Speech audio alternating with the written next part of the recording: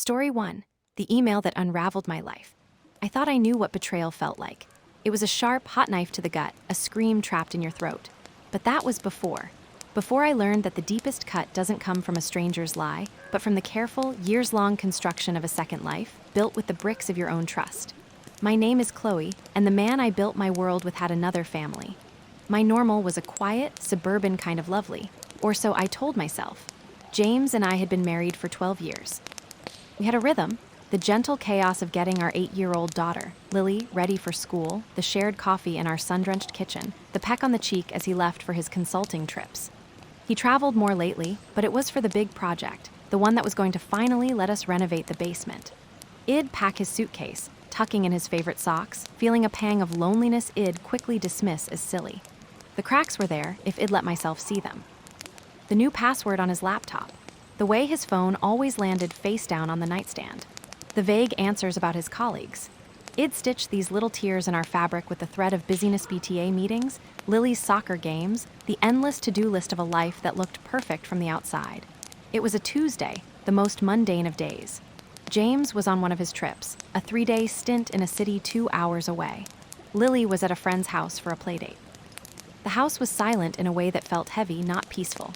I was at our shared desktop computer in the den, a relic we kept for paying bills and storing family photos.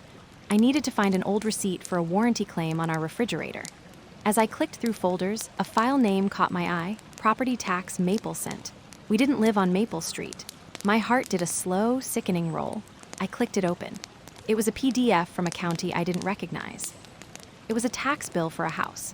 Under the owner's name, James A. Henderson and Kelsey M. Henderson. The world didn't shatter all at once. It just dissolved. The air turned to syrup. I couldn't hear anything but the frantic thumping in my own ears. Kelsey. Who is Kelsey? I need to pause here and ask you something. Have you ever had a moment where your entire reality just bent? Where a single piece of information made the floor beneath you feel like it was made of glass, seconds from splintering? I became someone else in that chair. A detective, cold and methodical through the numbness. I didn't cry, I just hunted. I went into his old email inbox, the one he de-stopped using years ago but never deleted.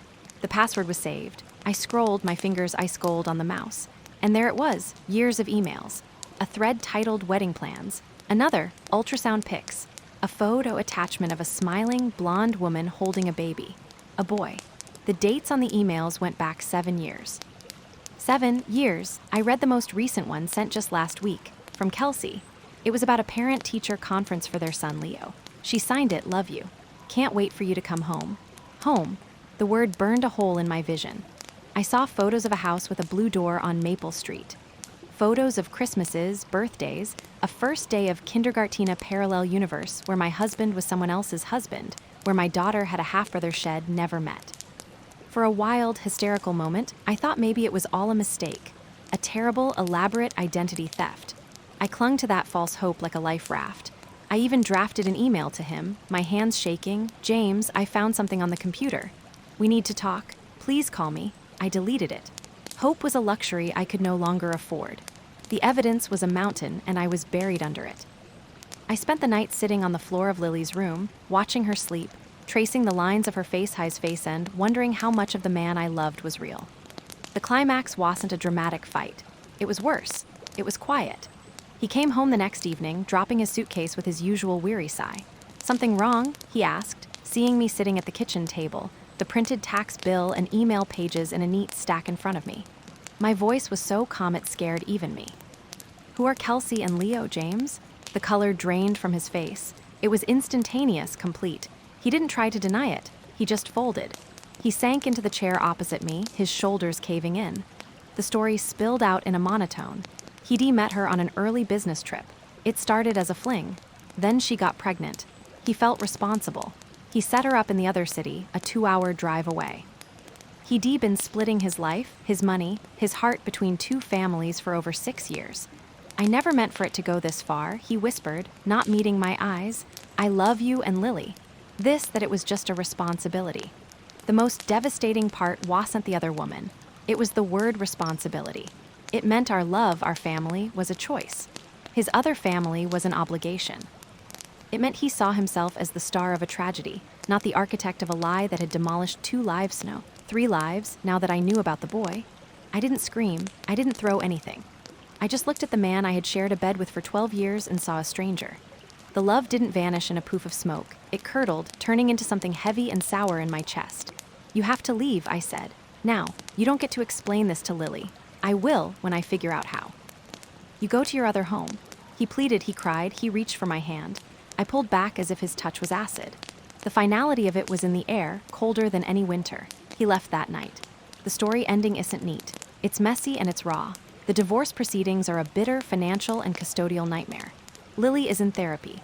Some days I am too. I look at my daughter and see his eyes, and it's a pain I can't describe. I drive past happy families in minivans and feel a hollow, jealous rage. But I also get up every morning. I make the coffee. I pack the lunch. I am learning, minute by minute, that survival isn't about moving on from the bomb that exploded in your living room. It's about learning to build a new home in the crater it left behind. Thank you for listening to my story. It's one of the hardest things I've ever shared. If you've ever faced a betrayal that redefined your world, or if you're just trying to make sense of the complexities of trust, please share your thoughts in the comments below. Your stories remind us we're not alone. If this resonated with you, please like and subscribe for more real, raw journeys through the hardest parts of being human. Story 2. The secret in my husband's other phone. I found the phone in the pocket of his winter coat, the one he hadn't worn since last February. It was buzzing against the old receipt and lit like a trapped insect. That buzzing was the sound my old life ended on. My name is Chloe, and for 12 years I thought I knew the man I married. I was wrong. He had built a whole other life, and I was just the tenant in one half of it. Our normal was a comfortable, quiet suburban rhythm. James, my husband, was a systems analyst, a man who loved order, spreadsheets, and our perfectly scheduled Saturday mornings. That particular Saturday, I was cleaning out the hall closet, a ritual of seasonal purging. He was at the hardware store, getting a specific type of hinge for the cabinet door he'd been meaning to fix for months. The sun streamed in, catching dust motes in the air. Everything was normal. Until my fingers brushed the hard, cold edge of the phone in the pocket of his heavy parka. I pulled it out. It was an older model, one I didn't recognize. I thought maybe it was an old work phone he'd forgotten about. But then it buzzed again. A text notification lit up the screen. No name, just a number. And the preview read, "Can't wait for tonight, Daddy. Miss you." The word daddy hit me like a physical blow to the chest. We didn't have children.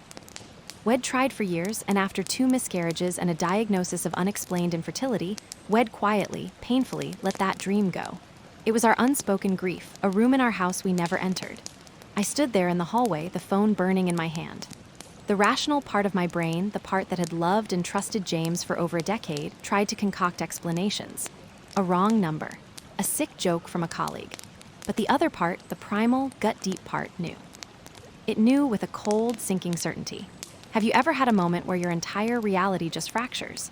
Where a single piece of information makes every seemingly random crack in your life suddenly align into a picture of devastating clarity? That's what this was. The late work calls that had become more frequent. The new, secretive passcode on his main phone. The weekend fishing trip with his buddies where he came back smelling of hotel soap, not lake water. It ignored them all, chalked them up to stress, to the quiet distance that had grown between us since we stopped fertility treatments. I'd chosen the comfort of my ignorance over the terror of the truth. My hands were shaking so badly I almost dropped the phone. I entered 0, the old password he used for everything. It didn't work. I tried our anniversary. Nothing. I tried his birthday. The screen unlocked. The simplicity of it, the sheer arrogance, made me nauseous. I wasn't even a threat worth a unique password. The messages were a cascade of horror. Months of them, with her. Her name was Liana. The texts were intimate, mundane, and devastating. They discussed grocery lists, a movie they'd watched, her pregnancy cravings, her pregnancy. There were photos, ultrasounds. A grainy black and white image of a little bean-shaped blur captioned our little miracle. The due date was in 3 months. He'd written back, "My beautiful girl, I can't wait to hold you both." I scrolled up, my vision blurring. There were plans for a nursery, arguments about names. He'd sent her money, a lot of it. Transfers I'd never seen from our joint account, which he must have siphoned from his bonus. I sat down on the floor of the hallway, my back against the closet door. The world had narrowed to the cold screen in my hands and the deafening roar of my own heartbeat. I heard his key in the front door, the familiar sound of his footsteps. "Chloe, you in here." He called, his voice so normal, so him. I didn't answer. I just stood up, the phone clutched in my fist. He walked into the hallway holding a small bag from the hardware store. He saw my face. He saw the phone in my hand. His own face, open and relaxed a second before, drained of all color. It was the confession, silent and absolute in his eyes. "Chloe," he breathed, the word a plea. "I can explain," that's what he said. "I can explain." As if this was a misunderstanding about a missed bill or a double-booked appointment, I held up the phone. My voice, when it came, was a stranger's flat, cold, detached. "Explain this, James. Explain our little miracle. Explain, Daddy." He dropped the bag. The hinge clattered on the hardwood floor. He started talking, a frantic, jumbled stream of words. It was a mistake. It meant nothing. It was just a fling that got complicated. He was going to end it. He was going to tell me. He loved only me. The more he talked, the calmer I felt, a terrifying, glacial calm. I let him talk himself into a corner. Then I asked the only question that mattered. How long? He looked at the floor. 2 years, 2 years. The miscarriages were during that time. He held me in the hospital, cried with me while he had another woman on the side. The false hope here was my own mind, trying to find a ledge to cling to. Maybe it was just an affair. A terrible, heartbreaking affair. But the financial betrayal, the secret family that was more than a lapse, that was a second life. For a fleeting second, I saw the man I married in his panicked eyes, and a part of me ached to go back to 5 minutes ago before I knew. But you can't unknow a truth like that. It stains everything. The climax wasn't a scream. It wasn't a thrown vase. It was quieter and infinitely more final. I walked past him into the kitchen. I took out my laptop. I opened a blank document. He followed me, begging, "Chloe, please, we can fix this. We can go to therapy. It'll do anything." I started typing. "What are you doing?" he asked, his voice trembling. I didn't look up. "I am making a list," I said, my fingers clicking steadily on the keys, "of everything I need to do. First, I am calling a lawyer. Then, I am moving your things into the guest room. Then, I am separating our finances. You will not see a single statement. You will not make a single transfer without my lawyer present. You will tell your parents and mine what you've done. I will not be the one carrying your shame." He was silent. The begging stopped. He just stared at me, realizing that the woman he demarried, the one he thought would crumble, was gone. In her place was someone he didn't know. Someone forged in this instant of betrayal. You're just giving up?" he whispered, incredulous. I finally looked at him. "You gave up on us 2 years ago, James. I'm just finally accepting the delivery. That was 6 months ago.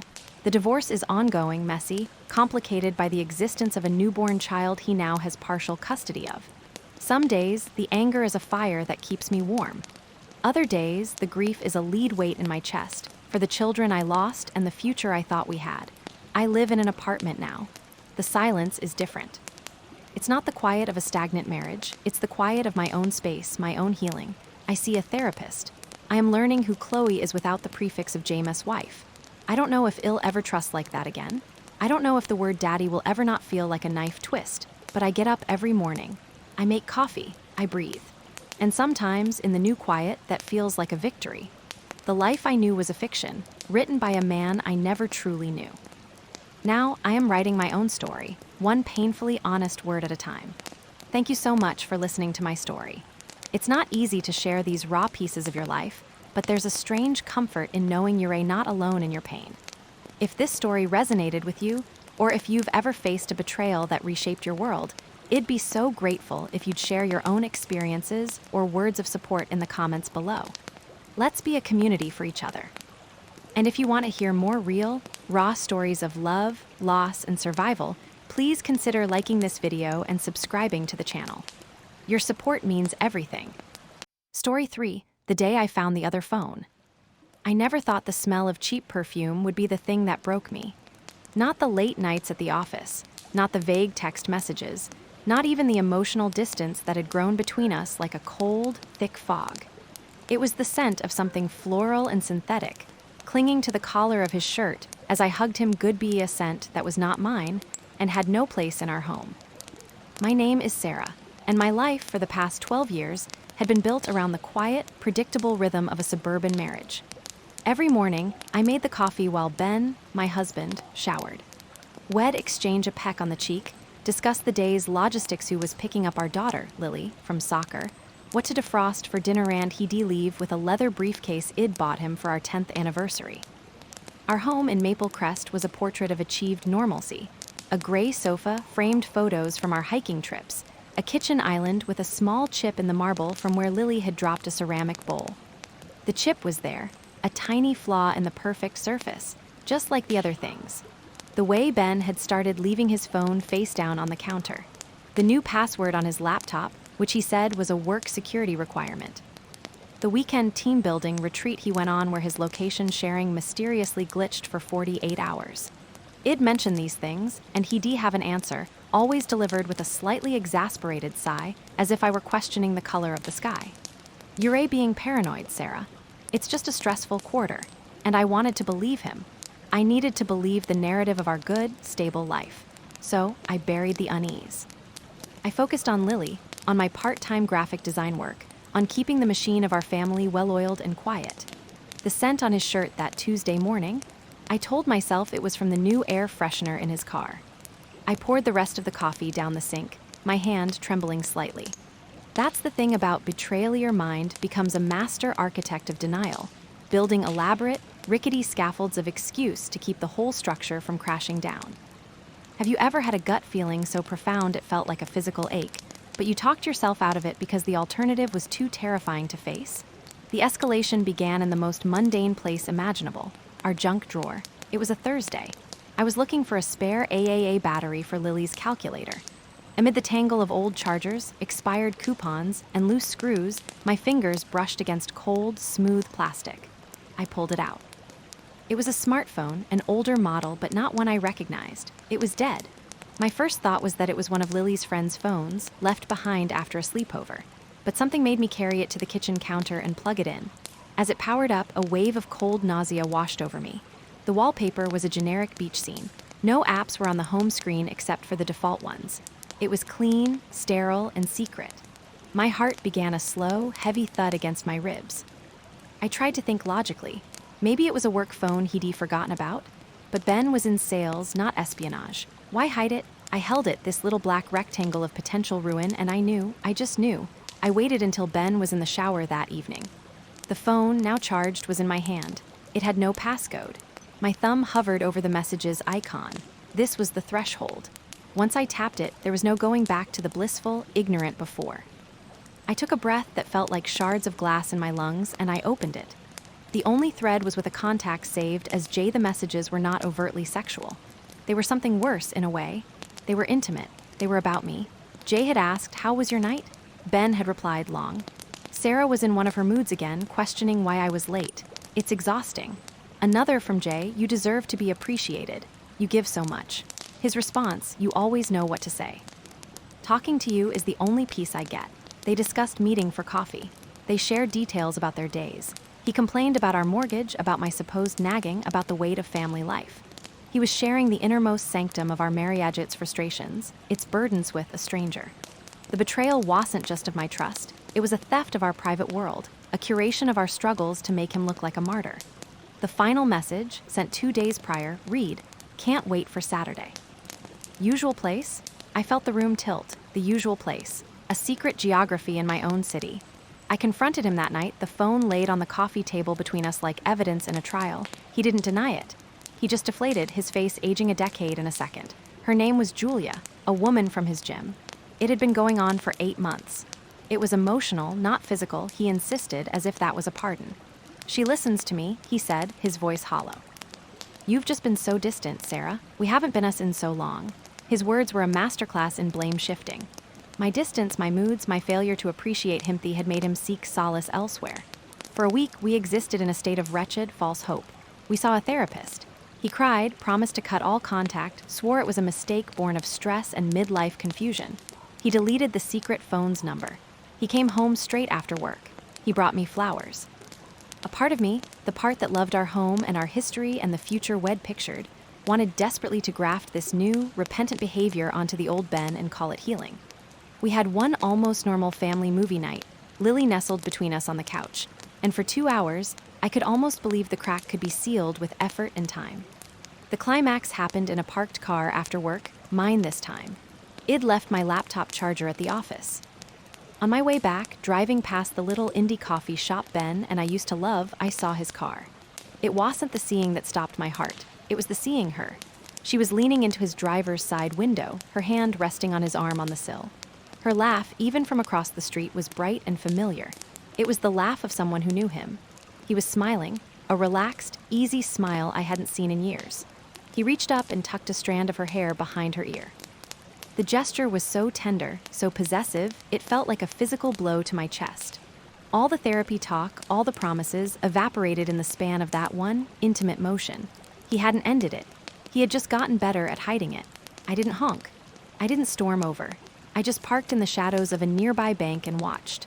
I watched until she walked away, and he drove off in the opposite direction of our home. Then I sat there in the silent, dark cocoon of my car, and I felt something break open inside me.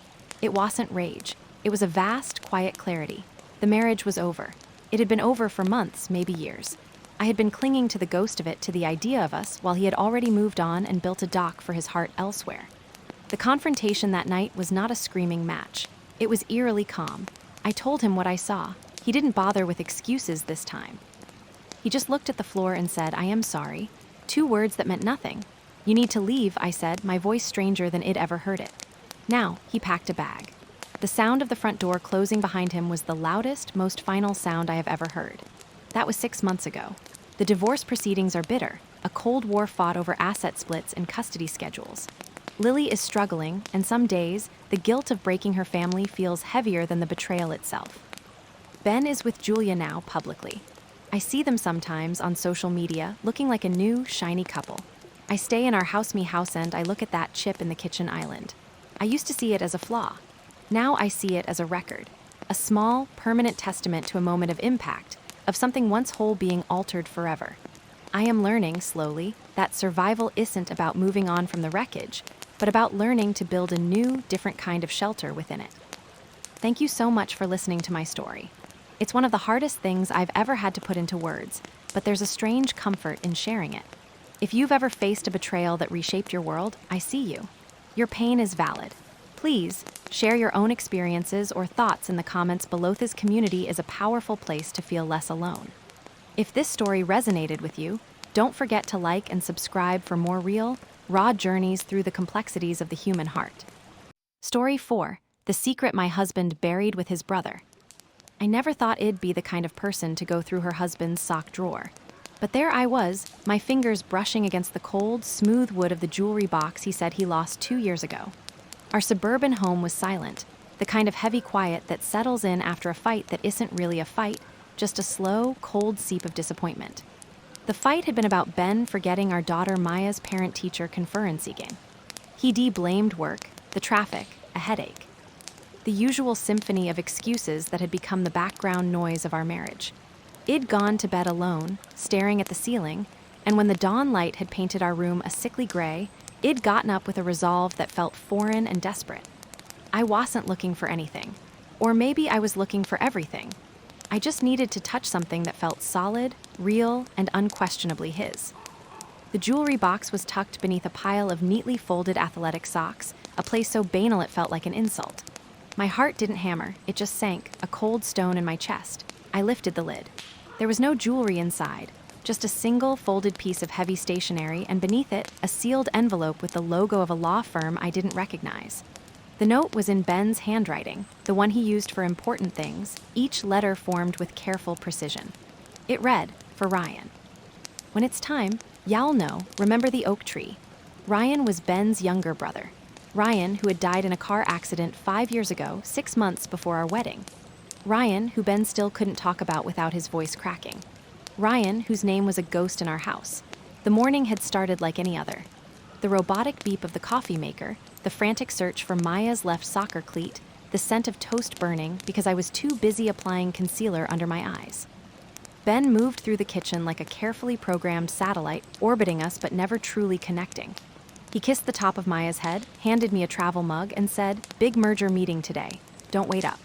His smile was a practice thing, a flash of teeth that didn't reach his eyes. I used to know the difference. I used to be able to tell when his smile was genuine, when it was forced for a client, when it was just for me. Now, they all looked the same, pleasant, empty, and miles away. As he pulled out of the driveway, I watched him from the window. He paused at the end of the street, not at the stop sign, but just before it, his head bowed for a moment as if in prayer or profound fatigue. It was a tiny crack, a hairline fracture in the facade of our normal life. I'd seen him do it 100 times and always chalked it up to the weight of his job, of fatherhood, of life. But now, holding this note to a dead man, that pause felt like a confession. I called in sick to work. The words felt like ash in my mouth. I sat at our kitchen table, the one we'd picked out together at a flea market when we were first married, full of dreams about family dinners and homework spread across its scarred surface. The envelope from the law firm sat before me, pristine and accusing. It was addressed to Benjamin Miller, my husband. It was dated 3 weeks after Ryan's funeral. I traced the embossed logo with a trembling finger. This was the secret he'd chosen to keep. Not an affair, not some hidden vice, but a communication with a dead brother, locked away in a sock drawer. It felt more intimate, more devastating than any infidelity. He had built a vault within our home, within our life, and I had never sensed its walls. Have you ever known, deep in your bones, that you were about to break the one thing holding your world together, but you couldn't stop your own hands from doing it? That the need to know the truth becomes a physical ache, louder than the fear of what y'all find? I didn't open the envelope. Not then. The violation of opening his dead brother's last communication felt like a sin I couldn't come back from. Instead, I became an archaeologist of my own life. I started with the oak tree. Ben and Ryan grew up in a town 3 hours north. I'd been there only a handful of times. His parents had moved to Florida soon after Ryan's death, and the old house held too many ghosts. On a pretext of a weekend girls' trip, I drove there with Maya, my stomach churning with guilt and desperation. I found the old property. The house was occupied by strangers, but the massive oak in the backyard was still there, its limbs sprawling and familiar from photos. I walked around its thick trunk, my fingers brushing the rough bark, feeling like a trespasser in my husband's past. And then I saw it. A heart carved into the wood, weathered but still legible. Inside the heart, 2 sets of initials, BM, RM, Ben Miller, and Ryan Miller. But beneath that, fresher, the cuts in the wood still pale against the aged gray, was another inscription. A date. It was from last year. And a single, haunting word, sorry. I drove home in a numb silence. Ben was supposed to be on a business trip that weekend last year. He'd sent me photos of a generic hotel room, a blurry conference hall. He had stood here, at this tree, and carved this word into the heart he shared with his brother. The lie was so much bigger than a missed meeting. It was a secret pilgrimage, a hidden grief that had its own geography, and he had deliberately mapped me out of it. That night when he hugged me hello, I felt the shape of the lie between us, solid as another person in the room. The confrontation didn't come in a screaming match. It came in the quiet of our bedroom, the same room where I'd found the box. I placed the jewelry box on his pillow. He walked in, loosening his tie, and froze. The color drained from his face, a slow, sickening retreat. "Sarah," he whispered, his voice hollow. "When was the last time you visited the oak tree, Ben?" I asked, my voice eerily calm. He didn't even try to deny it. The fight seemed to leave him all at once, his shoulders slumping as if the secret itself had been a weight he was finally putting down. "Last spring," he said, sitting heavily on the edge of the bed, facing away from me. I went every year on the anniversary of the accident. You told me you were at the Denver conference. I know, you lied, for years, about where you went to grieve your own brother. Why? Why would you hide that from me?" He was silent for so long I thought he wouldn't answer. Then he spoke, his words directed at the wall. "Because it wasn't just grief, Sarah." He turned then, and his eyes were the eyes of a stranger, full of a pain so old and deep it had fossilized. "The accident, it wasn't an accident. Not really."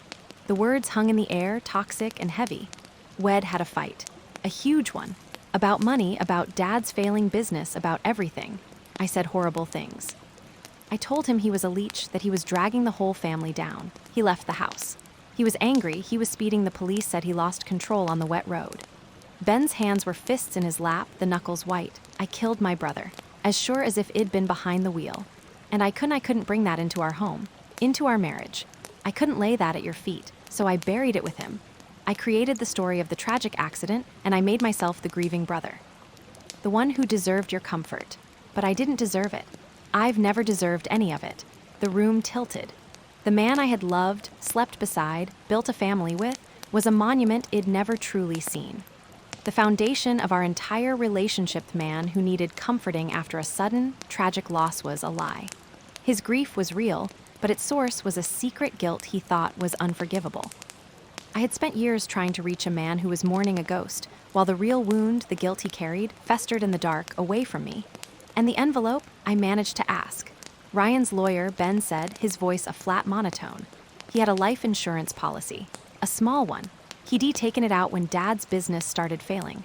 He named me the beneficiary. The letter from the lawyer was the confirmation. The note, I wrote that to him. A promise that I'd use the money for something good, something that would maybe, I don't know, make up for a fraction of it. I used it as the down payment on this house, our home.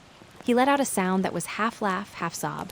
Our daughter's nursery was bought with my brother's blood money. Every room is built on my lie.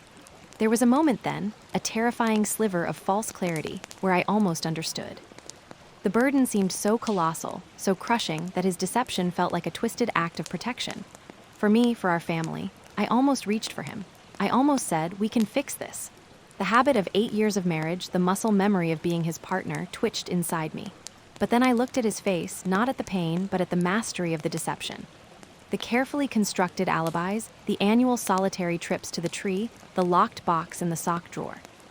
This wasn't a secret kept in a moment of panic. It was a second life, meticulously maintained alongside the one he built with me. He hadn't trusted me with his darkest self. He had deemed me unworthy of it, or our love too fragile to bear it. That was the real betrayal. Not the money, not even the lie about the trips, but the fundamental belief that I was not his harbor in the worst storm of his life. The climax wasn't loud. It was the sound of that false hope shattering inside me, silent and final. I didn't yell. I didn't cry.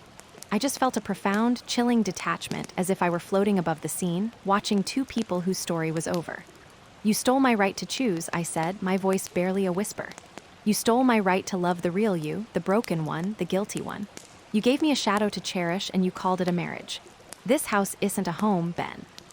It's a tomb for a truth you were too much of a coward to share. He crumpled, his body folding in on itself as my words landed. There were no more defenses. The vault was open, and the truth had evaporated all the walls. He wept, great, shuddering sobs that came from a place I had never been allowed to visit. I watched him, and I felt nothing but a vast, echoing emptiness. The love I had felt for him was for the man I thought he was, and that man had never really existed. I sleep in Maya's room now, on a tiny trundle bed, listening to her soft, untroubled breathing. We haven't told her anything yet. The future is a blur of painful logistics layers, mediators, the unbearable task of explaining to our daughter why mommy and daddy can't live together anymore. The envelope from the law firm remains unopened. Some secrets, I've learned, aren't yours to know. I walk through the halls of this beautiful house, and I see the ghost of his brother in every corner, in every nail that was driven with money from a policy bought out of fear and paid out because of guilt.